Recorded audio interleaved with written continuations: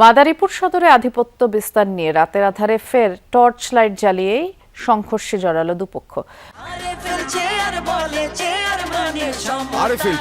ক্ষমতার নয় সমতার চেয়ার। গতরাতে নতুন মাদারীপুর গ্রামে এই ঘটনা ঘটে। স্থানীয়রা জানায়, আধিপত্য বিস্তার নিয়ে গ্রামের আক্তার হাওলাদার ও হাসান মুন্সির মধ্যে দীর্ঘদিনের বিরোধ। এরই জেরে গতকাল রাত ৯টার দিকে সংঘর্ষ শুরু হয় দুপক্ষের মধ্যে, ১টা পর্যন্ত চলে। আর এ সময় শতাধিক হাত বোমা বিস্ফোরণ হয়।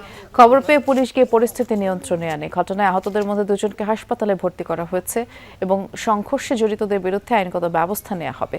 এলাকায় আধিপত্য বিস্তার নিয়ে এর আগেও দুপক্ষ একাধিকবার সংঘাতে জড়ায়।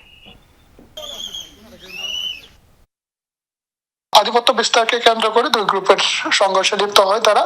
রাত্রে 11:30টার দিকে মেসেজ পাওয়ার পরে পুলিশ এবং র্যাব ঘটনাস্থলে উপস্থিত হয় এবং তাদেরকে নিবৃত্ত করে এবং তারা ডিসপার্স হয়ে চলে যায়। তো তাদেরকে গ্রেপ্তারে পুলিশের একাধিক টিম এবং র্যাবের একাধিক টিম কাজ করে, কিন্তু কাউকে গ্রেপ্তার করা সম্ভব হয় নাই। তবে আমাদের এই গ্রেপ্তার অভিযান অব্যাহত আছে।